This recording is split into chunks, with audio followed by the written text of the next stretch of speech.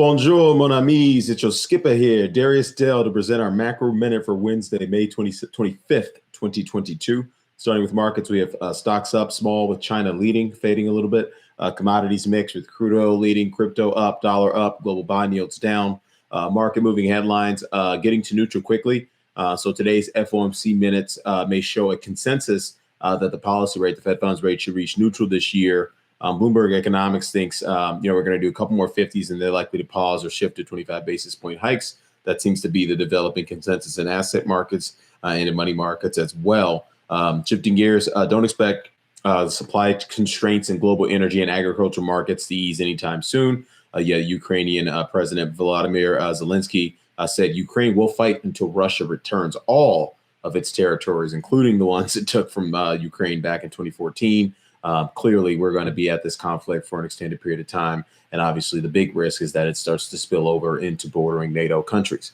If you think supply constraints are bad now, China carried out military exercises near Taiwan in what it called a warning to the U.S. that its actions on the islands may have serious consequences, quote unquote. Yet North Korea firing another ICBM as a show of defiance as well, as Biden wrapped up his Asia tour. I mean, to me, this is, we've been talking about the liquidity cycle downturn. I think we're, somewhere around inning 5 in that. We talked about the growth cycle downturn. We think we're somewhere in inning 4 in that. We talk about the profit cycle downturn. We think we're in inning 3 or somewhere thereabouts in that. There are no innings and there's no analysis to react to and to project if we see some sort of military action with respect to China and Taiwan anytime soon or later this year, whenever they decide that they're going to increase their aggression towards Taiwan.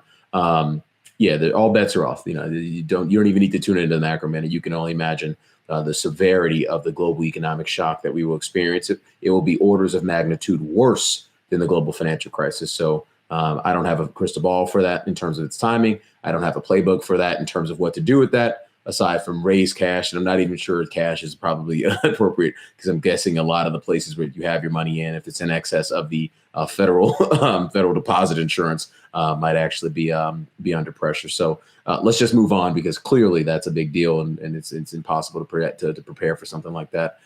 It's like preparing for nuclear war. Great, yeah, you get the right portfolio on, but guess what? Your city blew up. So moving on. When Singapore speaks, hashtag pay attention. The Singaporean government sees their economy expanding at the slower end of its 3 to 5% expected range for this year, for 2022. That's the final reading of first quarter GDP came in at 3.7% compared to the initial estimate of 3.4%.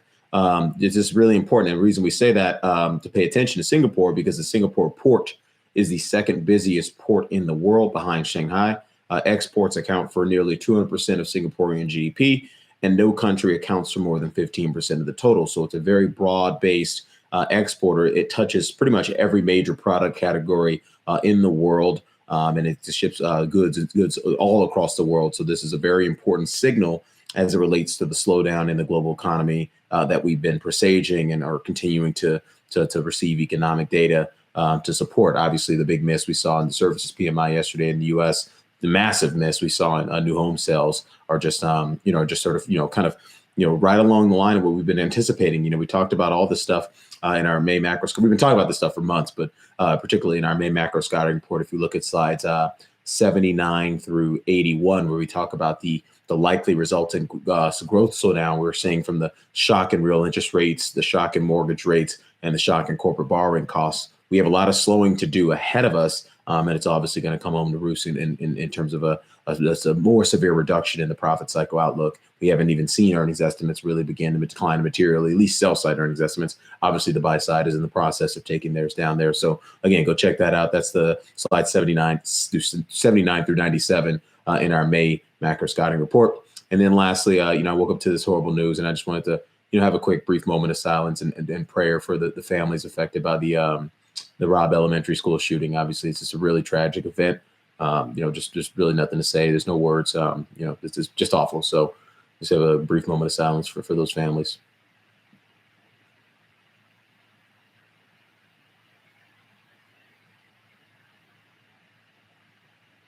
And moving on, so that allegedly this assailant did this shooting just days before the NRA, the National Rifle Association, is about to hold its annual convention just down the road in Houston, Texas. You got Texas Governor Greg Abbott, Senator Ted Cruz, and Donald Trump all scheduled to speak.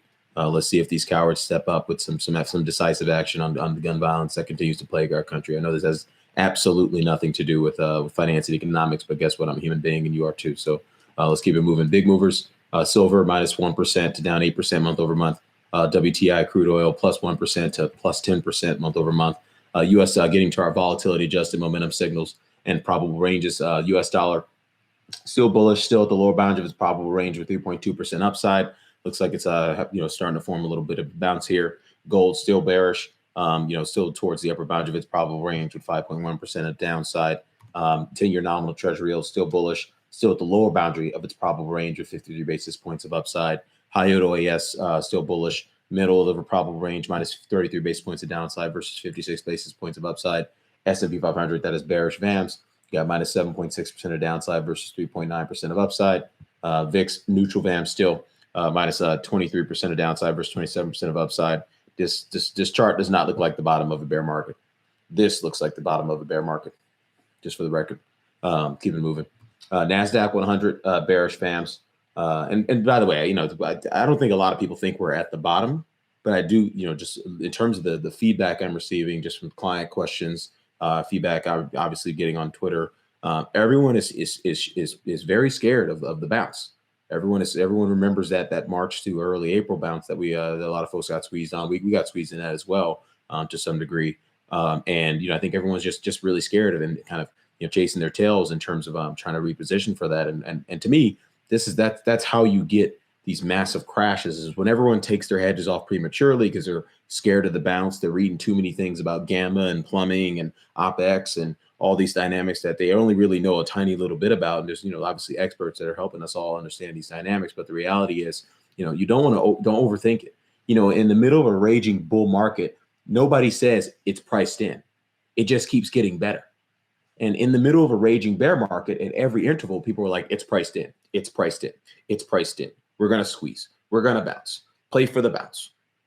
Nobody ever says that in here. And so to me, it tells me that the psychology hasn't broken. It tells me the psychology on inflation hasn't broken. And it tells me that people are going to continue to be very, very disappointed by how tight and aggressive the Federal Reserve is likely to be, at least over the next quarter or so, in terms of, where our inflation projections will suggest they're likely to be from a policy response perspective. But getting back to the NASDAQ here, minus 8.9% of downside, 7.2% of upside.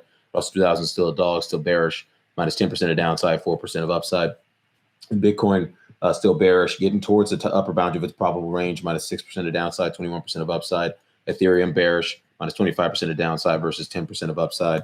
Shanghai Composite bearish, still grinding the upper boundary of its probable range. We like that. If you like China, that's usually a leading indicator for a phase transition to a better state from a VAMS perspective. But oil still bullish VAMs there. Got minus 7% of downside versus 12% of upside. Ag still neutral VAMs here. Minus 2.7% of downside, 4.2% of upside. And then industrial metals, bearish VAMs still look like a chart of what everything that still looks like a chart of global growth that the Singaporean government is effectively warning on. They're not worried about the Singaporean economy when they take down their growth estimates. They're worried about the global economy. And so you got 6.3% of downside versus 3.3% of upside. So with that, Darius Dale presenting our macro minute for Wednesday, May 25th. Best of luck out there. And again, pray for those families. Cheers.